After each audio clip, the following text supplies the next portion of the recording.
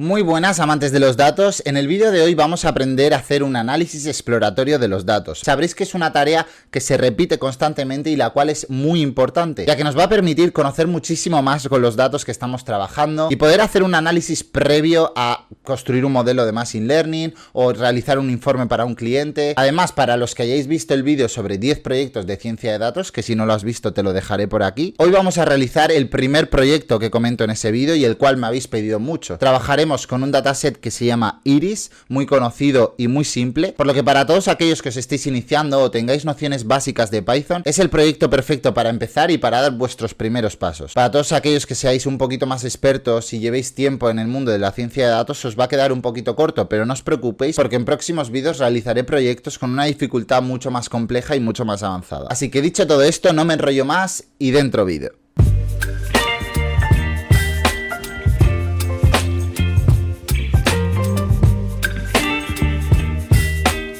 Y antes de comenzar con el EDA, vamos a definir realmente qué es un análisis exploratorio de los datos, que en mi modo de ver no es más que el proceso inicial para comprender mucho mejor un conjunto de datos, ¿vale? Nos va a permitir identificar patrones, detectar anomalías, detectar valores atípicos, antes de poder hacer cualquier modelo predictivo, cualquier modelo de Machine Learning o para trabajar posteriormente con esos datos. Nos va a permitir ver un poquito cuáles son las principales características de nuestra base de datos, de los datos que tenemos, con qué estamos trabajando, el tipo de variables, poder visualizarlos a través de gráficos. Es más, os dejaré por aquí una lista de las fases por las que pasamos en un análisis exploratorio de datos o cuáles son los puntos clave a tener en cuenta para realizar un correcto EDA. Y bueno, para los que os estéis iniciando y no conozcáis muy bien, esto es Jupyter Notebook, no es más que un cuaderno que nos va a permitir escribir texto, visualizar gráficos e imágenes y a la vez poder ejecutar scripts para tener un cuaderno ordenado y poder hacer un análisis, sacar conclusiones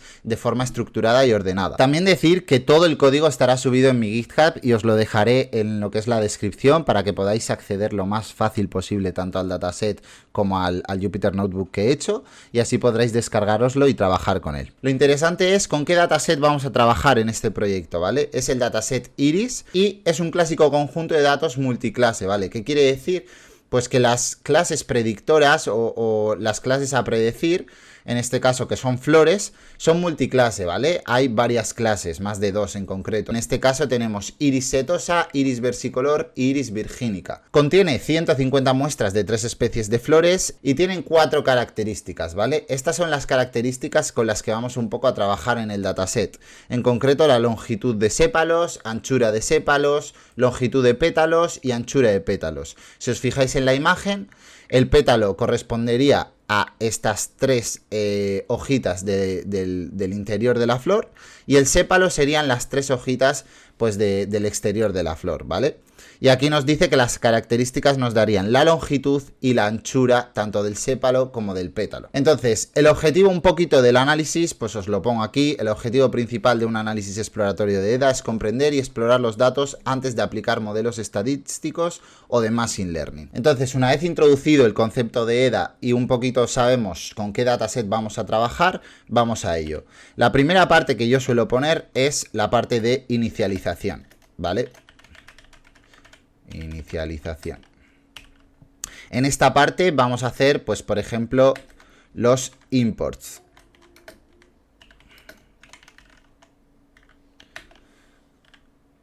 Y vamos a importar la librería de pandas como PD. Vamos a importar la librería de Seaborn como SNS. Vamos a importar la librería de Matplotlib. PyPlot como PLT y por último vamos a importar la librería de NumPy como NP. Vale, para los que no conocéis, bueno, son librerías básicas las cuales nos van a permitir, en concreto estas dos, visualizar los datos de manera gráfica y bonita y poner los gráficos pues para hacer histogramas, para hacer boxplot, para hacer la visualización que tú quieras de los datos, y Panda y NumPy para, bueno, pues poder realizar data frames y poder trabajar mejor con los datos. Y en una fase posterior, vale, ajustes iniciales suelo poner.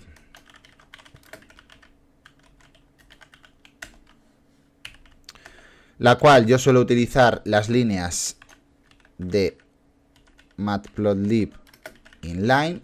Esta línea lo que nos va a permitir es que los gráficos no se abran en ventanas exteriores, sino que se abran en el propio cuaderno, ¿vale? Ya que es un coñazo luego pues tener que estar abriendo otro tipo de ventanas, y es mucho mejor y mucho más estructurado en el propio notebook. Y luego, pues lo que yo llamo un poco pijadas, ¿vale? Que son estilos de uso para los gráficos. En concreto a mí me gusta este para Matplotlib.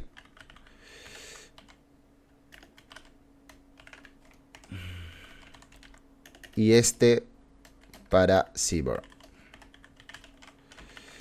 Vale. Una vez hechos los ajustes iniciales y ya tenemos los imports o las librerías con las que vamos a trabajar, pues podemos empezar o llamar a otra sección, la cual sería pues cargar los datos, ¿vale? Cargar los datos, cargar el dataset, empezar a hacer el data frame, etcétera. Vale. Y a esta fase pues yo le suelo llamar o le he llamado carga y preprocesamiento del dataset. Vale. Como he dicho, lo primero que vamos a hacer es la lectura de los datos. Entonces, bueno, yo voy a hacer la lectura de los datos de esta carpeta, ¿vale? La cual tengo el archivo de Jupyter Notebook, y voy a tener el dataset iris, que podemos abrirlo con bloc de notas para que veáis. No es más que un dataset CSV o en formato CSV separado con comas, ¿vale? Y el cual, como veis, pues tenemos la clase iris setosa y luego las longitudes y anchura de todos los pétalos, ¿vale? Y de los sépalos. Entonces, bueno, vamos a importarlo. Para ello ponemos df, normalmente se suele poner df por data frame, ¿vale? Y con la librería pandas, pues hacemos una lectura del CSV. Uepa, una lectura del CSV. Y ponemos, y ponemos el nombre del archivo. Vale. Ahora mismo ya estaría leído, ya estaría en DF el archivo, y para que podamos visualizarlo, pues aquí lo tenéis. Que podemos ver la especie que es, si es setosa, si es virgínica o versicolor. Bueno, pues la altura y la anchura tanto del pétalo como del sépalo. Y antes de nada me gustaría explicar los tipos de variable que os podéis encontrar dentro de un dataset. En concreto existen dos: las variables cuantitativas o numéricas y las variables cualitativas o categóricas. En el caso de las numéricas también se separan en dos bloques: las discretas y las continuas. Las discretas podrían ser pues el número de hijos que hay en una casa, el número de coches que hay o tiene una persona. Son concretas y cuantificables. Y en el caso de las discretas, pues no lo son. Por ejemplo, la altura o el peso de una persona, el cual pues suele ser 1,80, 1,82. Es decir, son fraccionarias o decimales, pueden ser, y son pues continuas esas variables. Y luego tenemos el otro tipo de variables, las cuales son categóricas, y también se separan en dos bloques: nominales y ordinales. Nominales significa que no tienen un orden o jerarquía específico, como pueden ser, por ejemplo, los colores: azul, verde, morado. Es decir, no siguen ninguna jerarquía, simplemente son tipos de colores. Y luego estarían los ordinales, que pueden ser, por ejemplo, los niveles de educación que hay: primaria, secundaria, universidad. O también, por ejemplo, el tamaño de la ropa: XS, S, M, L. Sí tienen un orden o jerarquía, ¿vale? Entonces, bueno, en un dataset nos podemos encontrar estos tipos de variables. Y en base a los tipos de variables que vayamos encontrando en un dataset, podremos hacer un tipo de análisis u otro. En este caso, como he dicho, encontramos variables numéricas, en este caso continuas. Y en el caso de la columna de la especie, encontramos un tipo de variable categórica, que en este caso es nominal, ya que una flor no tiene más jerarquía o peso que otra. Simplemente son tipos de flores sin ninguna jerarquía entre ellas. Otras personas también separan en tipos de variable, como pueden ser tipos de variable fecha o tipo de variables booleanas. En concreto, las booleanas pues entran dentro de las nominales, ya que true o false o verdadero o falso sería un tipo de variable nominal sin ningún orden ni ningún tipo de peso. Por eso los dos tipos de variable que os he dicho son las primitivas y las más importantes que os tenéis que aprender. Bueno, y una vez leído y visto el data frame, lo primero que puedo ver es que los nombres de las variables, y os va a pasar muchas veces, que los nombres de las variables, pues en este caso se entienden bastante, pero son demasiado largos. Yo quiero trabajar con nombres de variables mucho más cortas que me permitan trabajar mejor. Entonces, lo primero que voy a hacer es un rename de las variables. Pues cogeré sepal length centímetro y lo vamos a llamar, por ejemplo, sep l, ¿vale? Luego el siguiente. Y así con todas. Entonces, bueno, listo. Ya tenemos renombradas todas las columnas. En concreto, Axis nos permite, pues, decirle, digamos, a la instrucción rename que estamos queriendo acceder a las columnas. Y in places para que nos lo guarde en el propio data frame, que no nos tengamos que crear una variable nueva. Entonces, le damos a ejecutar y ya digamos, y además si hacemos una visualización del data frame, veremos que ya se han cambiado todas las columnas de nombre. Ahora vamos a hacer el tercer paso, ¿vale? El cual yo ya he visto que cuando hemos analizado el data frame hay una columna que no me gusta, por lo que ya puedo incluir el paso o realizar una limpieza de datos en una columna que no me va a aportar nada. El ID de la columna no me aporta nada, ya que el data frame me está dando pues el número de la fila. En este caso empieza en 0 y acaba en 149. Entonces lo primero que vamos a hacer es poner el título de limpieza de datos y vamos a lo que es limpiar esa columna. Entonces la instrucción sería dfdrop, decirle qué columna queremos limpiar, decirle que estamos accediendo a una columna y otra vez que nos lo guarde en la propia variable que estamos utilizando, ¿vale? Ya nos lo ha hecho y si ahora hacemos df.get y visualizamos, por ejemplo, las 8 primeras filas, pues ID not found, ya no existe, ¿vale? Por eso nos da error. Bueno, a partir de aquí vamos con la fase de análisis descriptivo. Antes de continuar, me gustaría explicar en qué consiste el análisis descriptivo, ¿vale? Es una rama de la estadística la cual permite, pues, visualizar, organizar y analizar los datos que tenemos de una forma más estructurada y más clara, ¿vale? Es decir, cuando estamos haciendo un gráfico, estamos haciendo análisis descriptivo, ya que estamos viendo de manera o estamos visualizando de forma un poquito más clara los datos y nos está aportando información sobre ese conjunto de datos. Entonces, dentro de un análisis descriptivo, ¿qué elementos tenemos? Tenemos elementos de tendencia central, como pueden ser la media, la mediana o la moda. Con este tipo de medidas de tendencia central vamos a poder ver o analizar bastante el promedio de los datos. Con la mediana, por ejemplo, vamos a poder ver cuál es el valor central exacto en caso de que los datos estén ordenados. Por otra parte, tenemos medidas de dispersión, las cuales nos van a decir cómo varían o cómo se dispersan los datos. Existe el rango intercuartil o el rango, existe también la varianza, muy importante, y la desviación típica. La varianza, por ejemplo, nos va a decir cuánto varían los datos respecto a la media, es decir, si hay valores atípicos que están muy fuera de la media o si hay pocos, si están concentrados en un punto, etcétera. Luego existen otro tipo de medidas como medidas de forma o distribuciones. Y para la visualización de los datos, pues existen muchos tipos de visualización y muchos tipos de gráficos. Podemos visualizar las variables en forma de histograma o de gráfico de barras o de boxplot,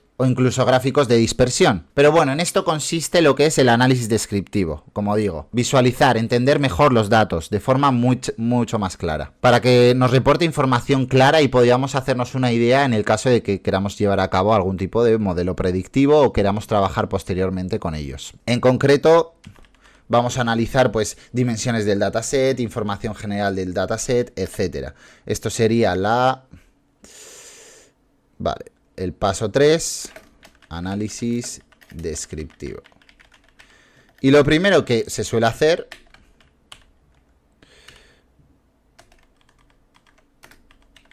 es mirar las dimensiones del dataset, ¿vale? En este caso, para mirar las dimensiones del dataset, podemos hacer df_shape. TableObject no es... vale, ok. No es una función, ¿vale? Sino que es un atributo del data frame. Entonces, con hacer df_shape ya podríamos mirar las dimensiones. En este caso tenemos 150 filas por 5 columnas, como hemos visto antes, que además nos lo ha dicho aquí. Entonces, el siguiente paso que yo suelo hacer es mirar la información del dataset. En este caso, información general del dataset. Y esto se realiza con la función dfinfo. Entonces, como podéis ver, aquí nos da bastante información sobre el dataset, en concreto el tipo de variable con el que estamos trabajando, en este caso es float64, float significa que es un tipo de variable continuo, ya que no es integer, si fuera integer sería discreto, ¿vale? Y que estamos trabajando con un objeto, en este caso sí que no profundiza más en el tipo de variable. Y luego pues nos dice pues la memoria que está utilizando y bueno, alguna otra información la cual pues no es muy relevante. Entonces, ahora vamos a hacer un análisis descriptivo y una descripción de los datos general. Eso se hace con la función dfDescribe. No es lo normal tener los datos de todas las variables y todas las columnas. Esto significa que está bastante balanceado el dataset. Bastante no, está muy balanceado el dataset. Como os he dicho, es un dataset muy sencillo el cual estamos trabajando. Entonces, no es lo normal, ¿vale? Aquí nos podría dar que el ancho del pétalo, pues tenemos 140 contadas, pero aquí tenemos 147, aquí tenemos 142, etcétera. Y con eso posteriormente pues tendríamos que trabajar. Nos da la media de la longitud del sépalo, la media de la anchura del sépalo, bueno, la desviación estándar, el mínimo, el máximo. Entonces, ahora podríamos contar cuántos hay de cada especie, ¿vale?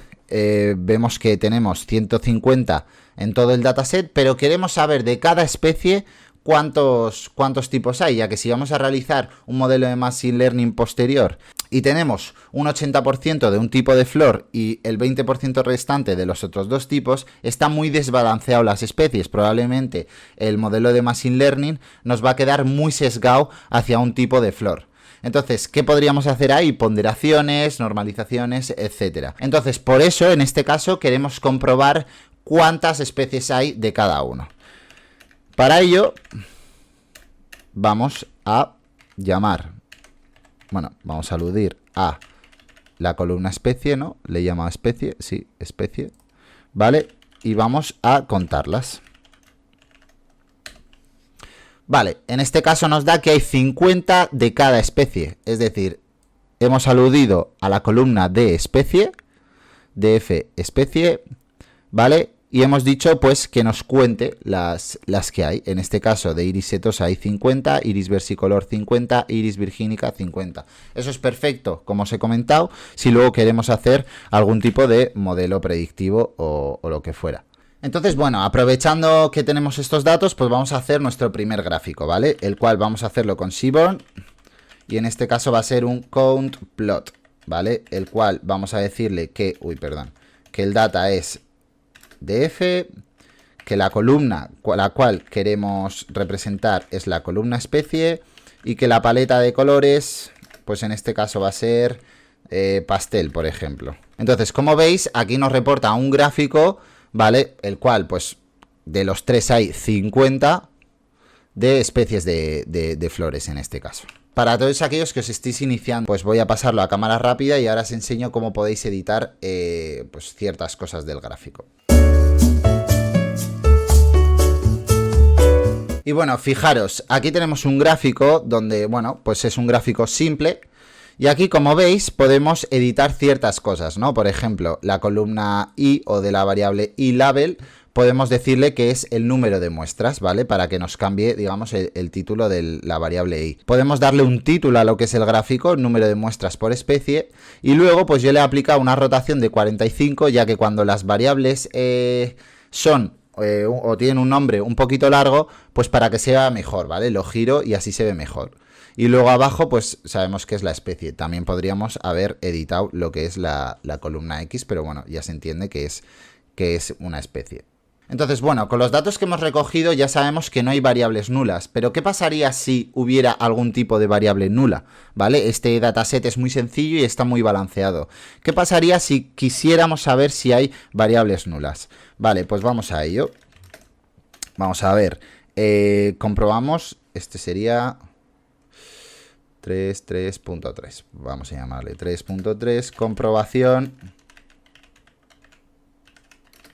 Las variables nulas. Vale. Y ahora veríamos cómo si hacemos el data frame is null, esto que nos reporta una matriz donde nos dice cada hueco del dataset si es nulo o no. En este caso va a salir que todos los valores son false, ¿vale? Entonces nos reporta que todos los valores pues son no nulos. Pero si fueran nulos, aquí saldría un true, ¿vale? Y a esto que le vamos a aplicar una sumatoria, ¿vale? Que en este caso, si haces sum, nos va a coger las columnas, pero en caso de que quisiéramos las filas, tendríamos que jugar con axis, ¿vale? Pero en este caso ya nos dice que tanto el sépalo, la longitud del sépalo, como el ancho, como la longitud del pétalo y el ancho del pétalo, pues y la especie es no nulo. Pero vamos a comprobar. Imagínate que pusiéramos dentro del dataset una fila donde hubiera un valor nulo, en concreto la especie. O en concreto, venga, vamos a poner dos valores nulos. Vale, y hacemos así. ¿Qué pasa? Nada. ¿Por qué? Porque hay que volver a cargar el dataset, ¿vale? Acuérdate. Habría que volver a leer el archivo, ¿vale? Ahora sí, y además, fíjate, ya nos reporta aquí dos nulos, pero bueno, vamos a comprobarlo.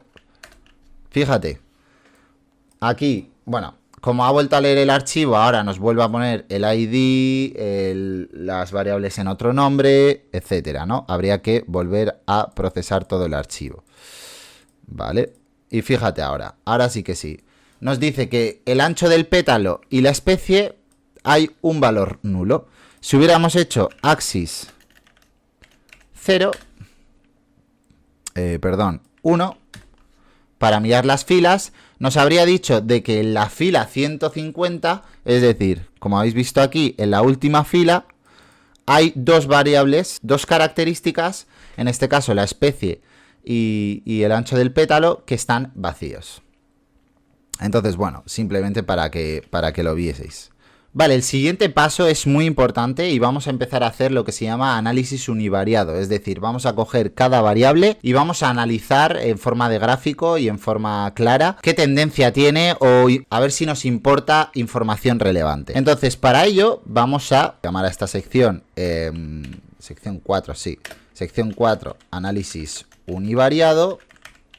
Vamos en este caso a tratar de reportar información sobre la longitud del sépalo.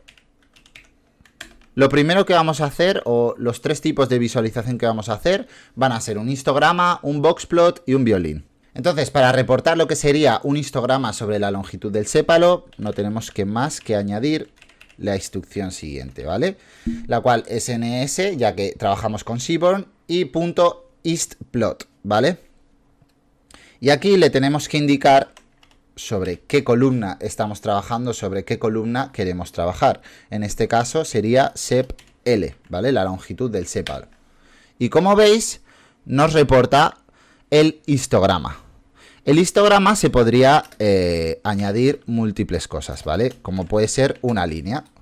¿Ves? Podríamos añadir una línea para ver un poquito cuál es la tendencia en general de la longitud del sépalo, ¿vale? Vista en el histograma.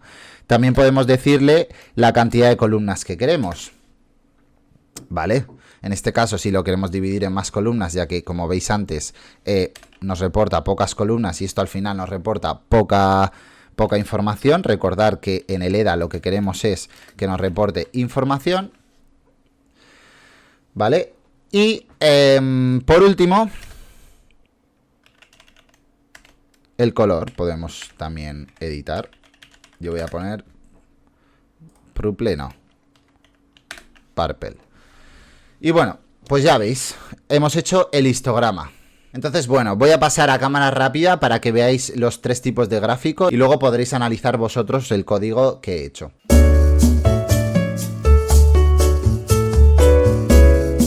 Bueno, ya hemos acabado de hacer los 3 gráficos de la longitud del sépalo. En este caso hemos hecho un histograma, un boxplot y un violín, como veis, ¿vale? Y cada uno nos reporta un poquito, pues, datos acerca de ello. Entonces, en el caso de histograma, pues nos da la información de, con la longitud del sépalo, la cantidad de, o la frecuencia con la que podemos encontrar esa longitud del sépalo. En concreto, ahora mismo podríamos estar extrayendo información relevante. Pues no mucho, ¿vale? Tendríamos que hacer luego, como vamos a ver, un análisis más profundo y mirar la correlación entre variables, que luego lo trataremos, pero a simple vista no podemos extraer muchos datos. Lo que sí podemos ver es que hay una dispersión de las longitudes bastante grandes, ¿vale? Que hay longitudes de todos tipos, pero puede que las 3 flores tengan la longitud del sépalo bastante dispersas. O podríamos también extraer que hay longitudes diferentes para cada tipo de flor, ¿no? Entonces podríamos extraer pues que aquí que haya un conjunto de flores, aquí un conjunto de flores y aquí otro, pero no tiene por qué. Entonces, por eso es importante ir reportando información, ir sacando conclusiones para poder recabar todo y luego sacar conclusiones al respecto al final. El boxplot lo que nos va a decir es dónde se encuentran más o menos las longitudes. Se encuentran en este caso entre 6,5 y 5.0 y luego nos dicen pues el máximo y el mínimo dónde se encuentra. Entonces vamos a comparar esto, la longitud del sépalo, con el ancho del sépalo, ¿vale? Para ver qué sacamos al respecto entre uno y otro. Que no sería más que copiar el código, abrir una nueva caja y cambiar, en vez de sépalo, longitud del sépalo, pues el ancho del sépalo. Y aquí tendríamos, ¿veis? Los otros 3 gráficos. Aquí, como vemos y como podemos observar, no están, están mucho más juntos, es decir, las flores se parecen muchísimo más entre sí, ¿vale? Veis que tenemos hasta 25 flores que tienen una, aquí sale longitud del sépalo, pero habría que cambiar también ancho del sépalo, ancho y ancho, vale, ahora sí. Vale, como veis, hay hasta 25 flores que tienen un ancho del sépalo en un 3. ¿Esto qué nos quiere decir? Que probablemente a la hora de hacer un modelo predictivo, el ancho del sépalo no va a ser muy importante en el peso a la hora de predecirlo, ya que si casi todas las flores tienen el mismo ancho de sépalo, no va a ayudarnos muchísimo a predecir. Entonces ya podemos extraer ese tipo de conclusiones. En el caso del boxplot nos da valores atípicos que se salen muchísimo de lo que sería, pues, en este caso, la frecuencia del ancho de pétalo. Y el violín lo mismo, ¿vale? En esto consistiría el análisis univariado, en coger una variable y hacer análisis al respecto, en este caso análisis gráfico y análisis descriptivo. Y en concreto ahora vamos a pasar con el análisis multivariante, ¿vale? Ya no vamos a analizar una variable, sino que vamos a analizar varias. No es más que examinar la relación entre 2 o más variables. Esto nos va a permitir, por ejemplo, pues comparar si la longitud del sépalo y la especie están correlacionadas y podemos sacar alguna información clara sobre ello. Y como podéis ver aquí, pues fijaros, la verdad que la longitud del sépalo sí que sirve bastante para poder clasificar lo que es la flor, ya que mira, a cuanto menos longitud hay, por ejemplo, Iris setosa tiene una longitud mucho menor, Iris versicolor un poquito más, Iris virgínica un poquito más, pero en concreto Iris setosa sí que se distingue en la longitud del sépalo por tener la longitud del sépalo mucho más corta, ¿vale? Entonces, con este tipo de análisis multivariante, el cual os dejo aquí, que ya veis que no es más que seguir un poquito lo que hemos hecho en el análisis univariado, en vez de jugar con una columna, en este caso, XSEP, podemos jugar con 2, ¿vale? Le ponemos las 2, en el caso del boxplot, especie X y la longitud del sépalo, y eso nos va a reportar pues este tipo de gráficos, ¿vale? Os encontraréis ahí el código, podéis analizar. Eso no es lo importante. Lo importante es las conclusiones que podemos sacar con estos tipos de gráficos, ¿vale? Como veis, hemos podido destacar que la longitud sí es importante a la hora de clasificar una flor u otra. Y podríamos hacer lo que se conoce como un pairplot, ¿vale? Ver la relación bivariada entre todas las variables, ¿vale? Vamos a realizarlo. Entonces, como podemos observar y podemos hacer una relación entre todas las variables, con el PairPlot nos reporta la relación bivariada que hay entre todos los tipos de variables, ¿vale? En este caso, entre los anchos y las longitudes, tanto del pétalo como del sépalo. Y además lo hemos clasificado en colores por la especie, ¿vale? Ya veis que un análisis multivariante, ahora podríamos sacar conclusiones sobre todos los tipos de variables, ¿vale? Y esto nos importa, ¿vale? O nos exporta una información mucho más clave del conjunto de datos. Lo siguiente que yo haría es mirar la correlación real, ¿vale? Existe lo que se llama la correlación entre variables y podemos medirla a través de Python.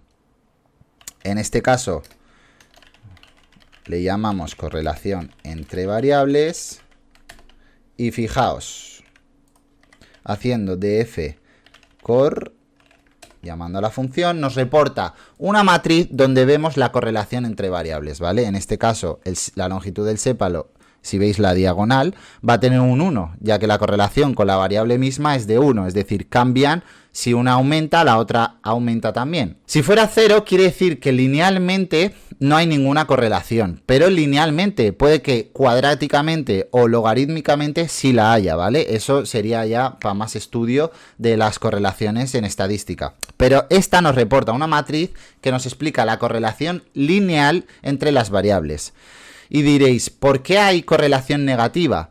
Porque puede que haga ya correlación inversa. Y un ejemplo muy bueno para explicar esto es, por ejemplo, si tú te pasas más tiempo jugando a videojuegos, pues tu rendimiento escolar va a disminuir. Es decir, tiene una relación inversa entre ellas, esas variables, ¿vale? Puede tener una relación lineal directa, que cuando una aumenta la otra también, o inversa, que cuando una aumenta la otra disminuye. Pero eso no quiere decir que no tenga, es decir, que sea negativo no quiere decir que no tengan relación.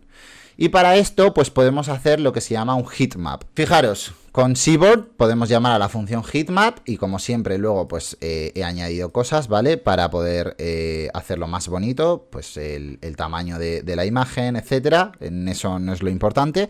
Pero fijaros, podemos ver un mapa de calor dentro de las correlaciones, lo cual nos reporta, como digo, mucha información, ya que podemos ver que la longitud del pétalo y el ancho del pétalo tienen una correlación de 0,96. Es decir, más o menos cuando la longitud del pétalo aumenta, también aumenta el ancho del pétalo. Eso es muy importante. O incluso pueden tener menos 0,42, como decía, puede ser negativa. Es decir, que cuando el sépalo del ancho aumenta, probablemente la longitud del pétalo disminuya. Y podemos verlo en lo que es el PairPlot. Fijaros, cuando la longitud del sépalo aumenta, es decir, cuanto más a la derecha vamos aquí, la longitud del pétalo disminuye, ¿vale?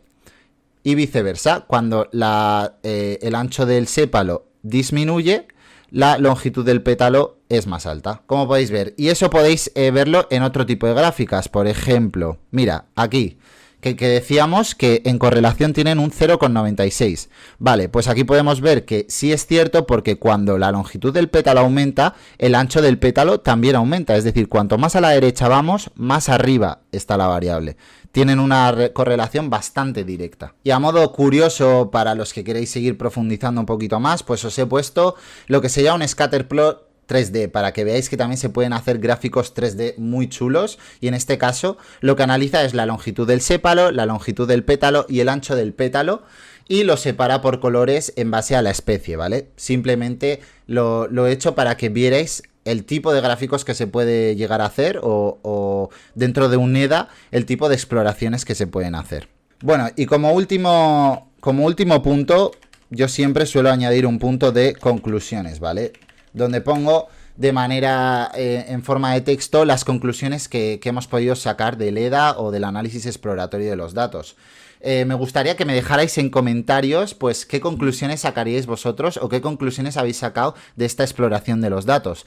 Como os he ido dando miguitas y os he ido dando pistas sobre, bueno, la longitud del sépalo importaba bastante, también el conjunto de datos estaba muy balanceado, es decir, había 50 de cada especie, pues conclusiones varias, ¿no? Que podéis ir escribiendo en vuestro cuaderno a la hora de hacer un análisis exploratorio de los datos. Y hasta aquí todo esto. Como os he dicho, os dejaré en la descripción todo lo que es el Jupyter Notebook y el proyecto y la práctica. Y si os ha gustado este vídeo, que sepáis que me ayudáis muchísimo si dejáis un like y os suscribís, y de esa forma podéis estar muchísimo más informados sobre próximos vídeos que voy a subir, próximos proyectos que voy a hacer de mucha más dificultad. Podemos aprender todos juntos con este mundo de la ciencia de datos que nos gusta a todos. Una vez más, muchas gracias por ver este vídeo, espero de verdad que os haya gustado, que hayáis aprendido muchísimo y nos vemos en otros vídeos. ¡Chao!